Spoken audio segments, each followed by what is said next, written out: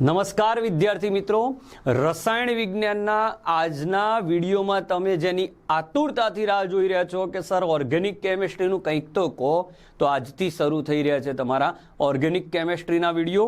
આજે આપણે ચારેય પ્રકરણ 6, 7, 8, 9 ચારેય પ્રકરણમાં આવતી નામ આધારિત પ્રક્રિયાઓની ચર્ચા કરવાના છીએ અને જ્યાં જ્યાં મને મારી પોતાની ખ્યાલ છે એવી ટ્રીકો જરૂરિયાત જે છે એ મુજબ હું આપીશ। વિડીયો છેક છેલ્લે સુધી જોજો।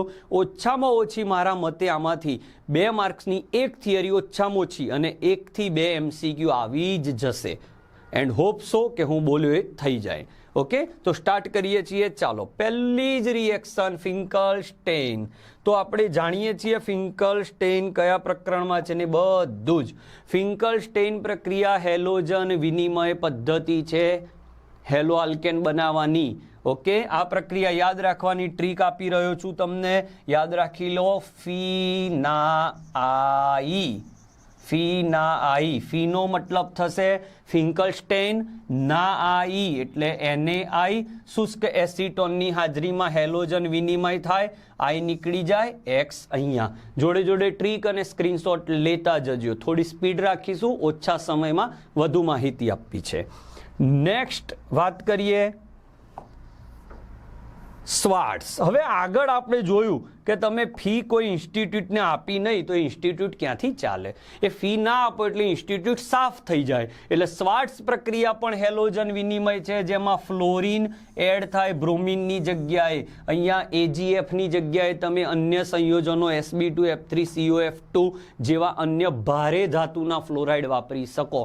ટ્રીક આ યાદ રાખવાની, ફી ના આવી ને એટલે ઇન્સ્ટિટ્યૂટ આગળ ચલાવવા પૈસા રહ્યા નહીં, ઇન્સ્ટિટ્યૂટ સાફ થઈ ગયું। સાનો મતલબ સ્વાર્ટ્સ અને ફનો મતલબ ફ્લોરિન, ફ્લોરિન એડ કરવા માટે સ્વાર્ટ્સ પ્રક્રિયા વપરાય। આ બંને હેલોજન વિનિમય છે, 2 માર્કમાં ભેગી પૂછાય।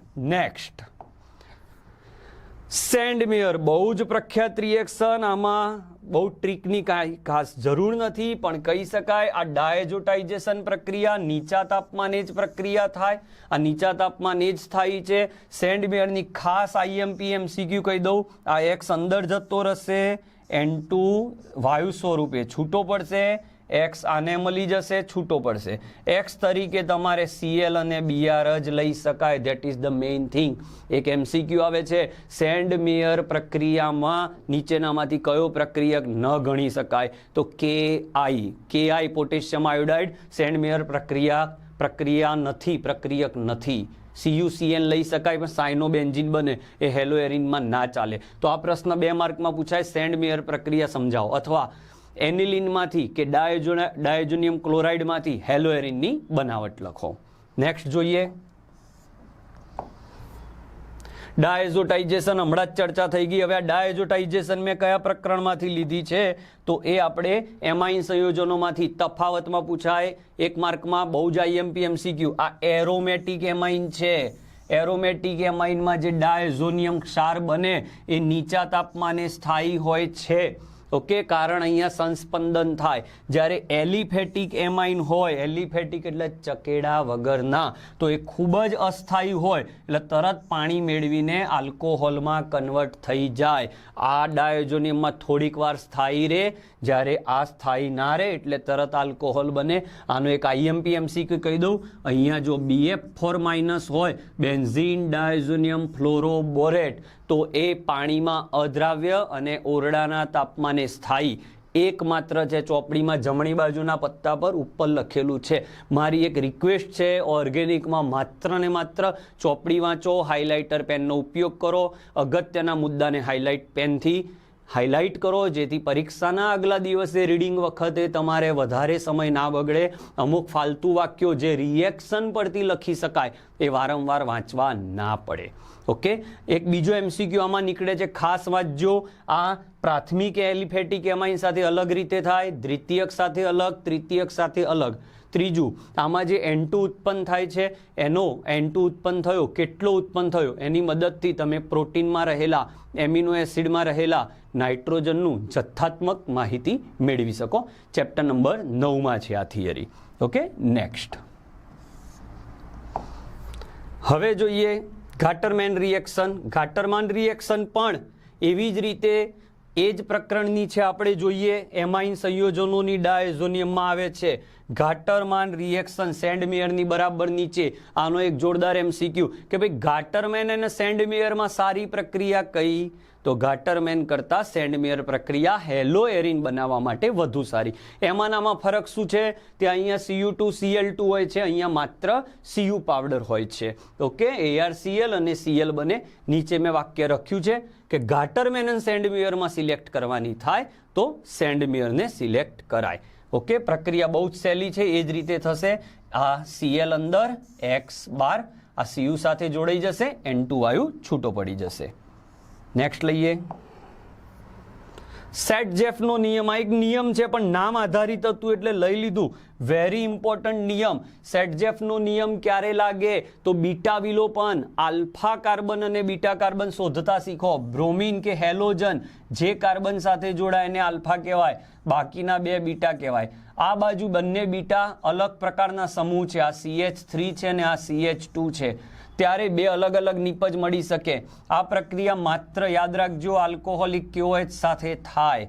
આ K આ Br ને લઈ જાય, આ OH બે જગ્યાએથી શક્યતા અહીંયાથી H જાય તો આ બાજુ નિપજ મળે, અને જો અંદરથી H જાય તો આ બાજુ નિપજ મળે.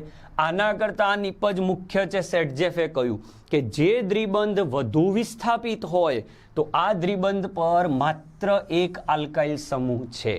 જ્યારે આ દ્વિબંધ ઉપર તમે જોઈ શકો છો બે આલ્કાઇલ સમૂહ છે, માટે આ વધુ મુખ્ય નિપજમાં ગણાય.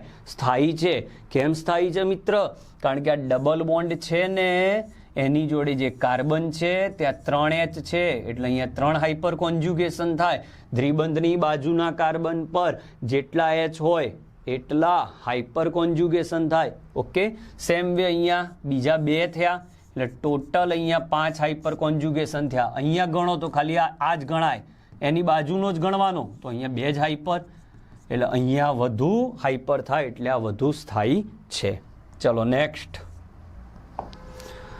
ગ્રિગ્નાર્ડ. ઓહો, બહુ જ ઇમ્પોર્ટન્ટ. ગ્રિગ્નાર્ડ વિશે શું કહેવું આપણે? બહુ જ ઇમ્પોર્ટન્ટ.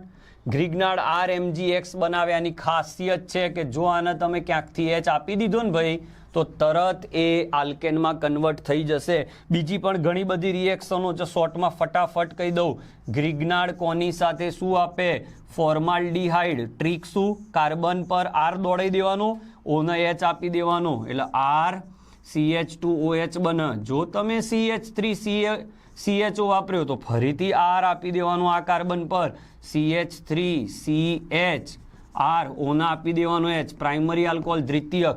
કીટોન હોય તો ટર્સરી આલ્કોહોલ બને, નાઇટ્રાઇલ હોય તો તમને કીટોન મળે. આ રીતે અલગ અલગ નિપજો મળે. કાર્બન ડાયોક્સાઇડ સાથે ગ્રિગ્નાર્ડ એસિડ આપે, કાર્બોક્સિલિક એસિડ આપે.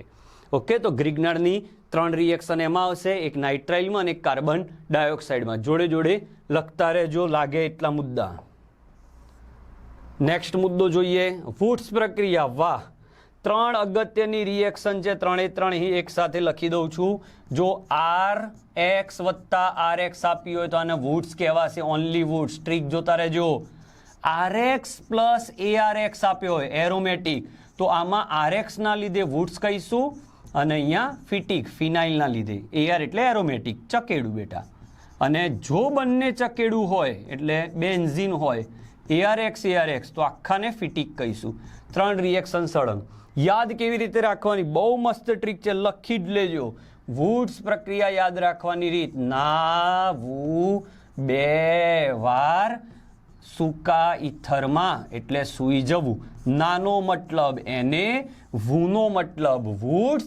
2 વાર એટલે જેલો, એ 2 વાર લેજો અને કોની હાજરીમાં લેજો? સૂકા ઇથરમાં. હવે RX ની જગ્યાએ ARX લઈ લો તો વુડ્સ સાથે ફિટિક, અને બંને ARX લઈ લો તો ફિટિક.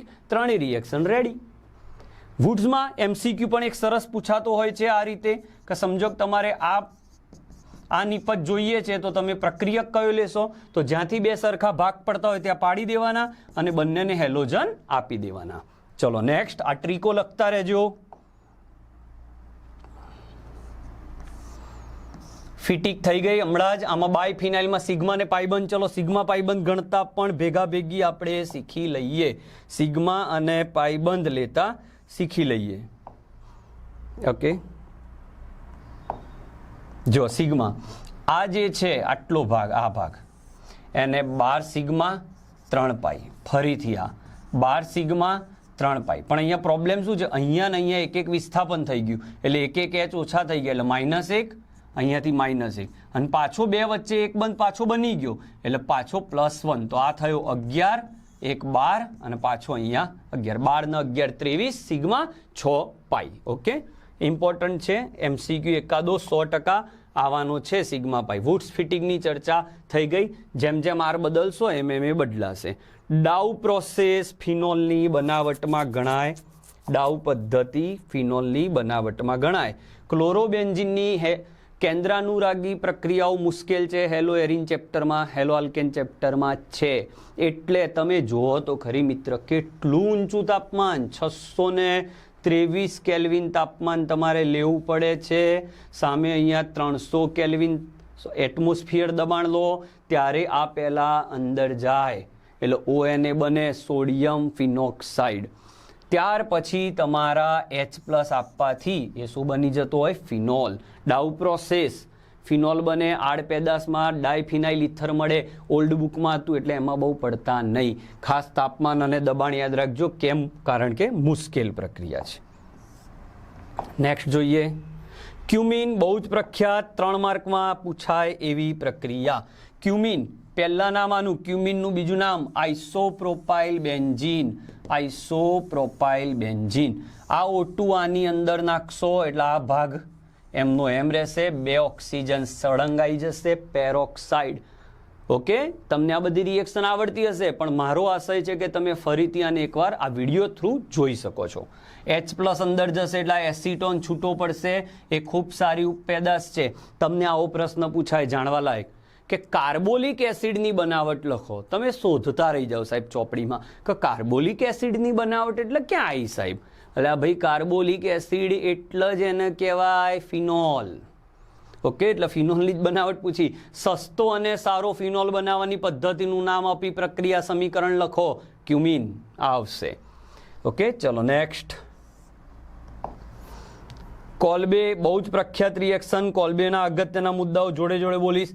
કોલ્બે પ્રક્રિયા મુશ્કેલ હોય છે ફિનોલ સાથે, એટલે જ એને સૌથી પહેલાં NaOH સાથે અગત્યનો મુદ્દો જે હું બોલ્યો એને આ નાખીને આ પ્રક્રિયા કરાવવામાં આવે. આ નિર્બળ પ્રક્રિયક છે એટલે પ્રક્રિયા જલ્દી ના થાય, એટલે આ CO2 અંદર જાય એટલે એક્સ્ટ્રા સ્ટેપ અહીંયા સમજાવું જુઓ. OCOO Na થાય, પછી અહીંયા વિસ્થાપિત થાય, ત્યાં વિસ્થાપિત થાય ત્યારે ત્યાંથી H છૂટો પડે, AHO જોડે જાય એટલે OH બને, અને છેલ્લે આને સોડિયમ સેલિસિલેટ કહેવાય, છેલ્લે આને H મતલબ સેલિસિલિક એસિડ. સાહેબ સેલિસ શબ્દ ક્યારે લાગે સાંભળી લો, આ જાણવાલાયક મુદ્દો, ઘણા છોકરા ગોખે છે આ પોઈન્ટ. સેલિસ શબ્દ ક્યારે લાગે? સેલિસ શબ્દ જ્યારે એક OH સમૂહ હોય અને બીજો જે સમૂહ હોય, આલ્ડિહાઇડ હોય તો સેલિસ આલ્ડિહાઇડ, COOH હોય તો સેલિસિલિક એસિડ, એ રીતે બની શકે. ઓકે, બહુ જ IMP. આનું એસાઇલેશન કરી દો તો એસ્પિરિન દવા બની જાય, ત્યાંથી H કાઢી નાખવાનો. રિમર્ટીમાન બહુ જ ઇમ્પોર્ટન્ટ, આ પણ 2 માર્કની રિએક્શન છે. રિમર્ટીમાન રિએક્શન આમાં આપણે જોઈએ તો ક્લોરોફોર્મ પ્લસ જલીય NaOH છે. ધ્યાન રાખજો અહીંયા જલીય છે. આવો જ એક પ્રક્રિયક પાછળ આવે છે કાર્બાઇલેમાઇન ટેસ્ટ, એમાં અહીંયા આલ્કોહોલીય છે. પહેલો એને આને ક્રિયાશીલ કરે, પછી આ એના ઓર્થો સ્થાન ઉપર વિસ્થાપિત થાય. ઓકે, આ મધ્યવર્તી બન્યો, એ શું કરે, પછી અહીંયાથી 2 Na આ બધા Cl ને લઈ જાય અને છેલ્લે Na+ ની જગ્યાએ H+ આવે. આને સેલિસાલ્ડિહાઇડ કહેવાય. હમણાં જ આપણે વાત કરી એ પાસે 2 સરખા સમૂહ, સોરી OH ની બાજુમાં કોઈ સમૂહ આવે તો એને સેલિસ કહેવાય. ઓકે, ચલો ચેક કરીએ નેક્સ્ટ. વિલિયમસન સંશ્લેષણ, આમાં ઘણા જોરદાર MCQ આવે. વિલિયમસન સંશ્લેષણની રીત યાદ રાખી લો. RX માં માત્ર પ્રાથમિક સમૂહ જ લઈ શકાય. R' તરીકે તમે કોઈ પણ સમૂહ લઈ શકો છો, પ્રાથમિક, દ્વિતીયક, તૃતીયક કે એરોમેટિક ગમે તે.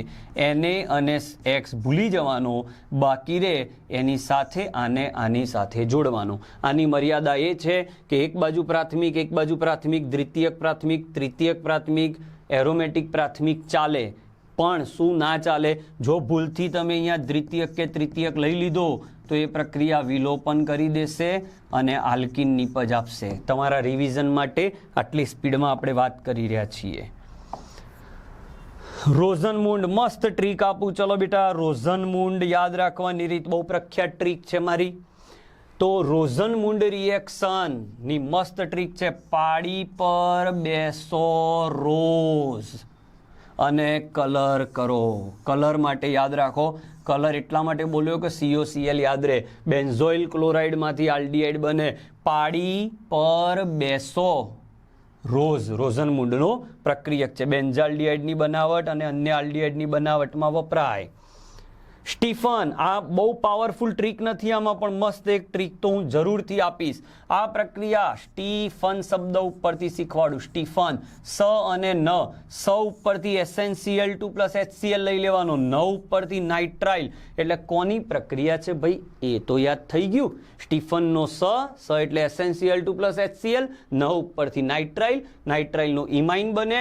જળ વિભાજન કરો એટલે આને O મળી જાય. NH પાણીના H2 ને લઈને દૂર થાય. ટ્રીકો જોડે જોડે લખતા રહેજો. ઇટાડ પ્રક્રિયા બહુ જ IMP નીટમાં પણ આ પ્રશ્ન આવેલો છે. ઇટાડ યાદ રાખવાની ટ્રીક આપું. ઈ ઉપરથી યાદ રાખો ટોલ્યુઇન. બીજું ઉપરથી યાદ રાખો ક્રોમાઇલ. ક્લોરાઇડ વાપરવાનું. આના 2 અણુ વપરાશે એટલે અહીંયાથી 2H કાઢી નાખવાના અને આખો અણુ 2 વાર અહીંયા લખી દેવાનો H સાથે. આ એક્સ્ટ્રા H ક્યાંથી આવ્યો બેટા? તો આ 3 H માંથી 2 H જે ગયા હતા, એક H આને, એક એના જ બીજા અણુને મળે. ઇટાડ, ટોલ્યુઇન અને ક્રોમાઇલ ક્લોરાઇડ. થોડો વિડીયો લાંબો થઈ રહ્યો છે, આઈ કેન અન્ડરસ્ટેન્ડ, પણ તમે જાતે કરો એટલા માટે એક જ વિડીયોમાં આપણે બધી જ રિએક્શનો લાવવાનો ટ્રાય કરીશું. ઓકે, આગામી 5 મિનિટમાં વિડીયો પૂર્ણ થઈ જશે. ગાટરમાન કોચ, ગાટરમાન કોચ આ પણ બેન્ઝાલ્ડીહાઇડની બનાવટ છે. આને યાદ રાખવાની ટ્રીક, બહુ પાવરફુલ ટ્રીકો અમુક વાર નથી હોતી, પણ એ સ્માર્ટ વર્ક કરવું જરૂરી છે. કોચનો સ્પેલિંગ આપણને ખબર છે, આ રીતનો કંઈક કોચનો સ્પેલિંગ થાય. એમાંથી ઉઠાઈ લો, આ CO લઈ લો અને આ HA લઈ લો. તો આ CO થઈ ગયો, HA ઉપરથી HA નહીં, HC લઈ લો, HC ઉપરથી HCl. કોચ આ રીતે યાદ રાખો. ખરેખર સ્પેલિંગ આ રીતે થાય કોચ. તો મેં આ રીતે એટલે લખ્યો તમને ટ્રીક આપી શકું. CO ઉપરથી કાર્બન મોનોક્સાઇડ અને ઊંધો લખી દો HCl. આ તમારી ટ્રીક થઈ ગઈ ગાટરમેન કોચ. નેક્સ્ટ રિએક્શન લઈએ. વુલ્ફ કિસ્નર, સરસ. આની પણ એક જોરદાર ટ્રીક આપું. આલ્કેનની બનાવટમાં વપરાય. કાર્બોનિલને આલ્કેનમાં કન્વર્ટ કરવા. આ કાર્બોનિલ છે, એના 3 રિડક્શન યાદ રાખી લો. NaBH4 સાથે આલ્કોહોલમાં કન્વર્ટ થાય. વુલ્ફ કિસ્નર અને ક્લેમેન્સન સાથે ACH2. ટ્રીક આની યાદ રાખો. વુલ્ફ કિસ્નર નહીં હતું કોહલી. શું યાદ રાખીશું? નહીં હતું બીજા સ્ટેપમાં કોહલી. એટલે વુલ્ફ કિસ્નરની ટ્રીક થઈ જશે. નહીં હતું કોહલી. ઓકે, નેક્સ્ટ પોઈન્ટ લઈએ. આલ્કેન બનશે એમાં. ક્લેમેન્સનમાં સેમ નિપજ મળે, સેમ નિપજ. આની ટ્રીક પણ સમજાઈ દઉં. આ નીકળી જશે, એની જગ્યાએ CH2 લાગી જાય. આની ટ્રીક છે ઝીંકે પારાની હાજરીમાં હાઇડ્રોક્લોરિક એસિડ પર ક્લેમ કર્યો. ક્લેમનો મતલબ થાય આપણે નહીં દાખલ થઈ ગઈએ કોઈક હોસ્પિટલમાં તો આપણે મેડિક્લેમ કંપનીને કહીએ એટલે ભાઈ અમારું પેમેન્ટ તો ચૂકવી દેજે, આને કહેવાય ક્લેમ. એમ ઝીંકે પારાને કીધું કોની હાજરીમાં HCl, એટલે પેલો ફરી ના જાય. ઝીંકે પારાની હાજરીમાં ઝીંકે પારા પર HClની હાજરીમાં ક્લેમ કર્યો. ઓકે,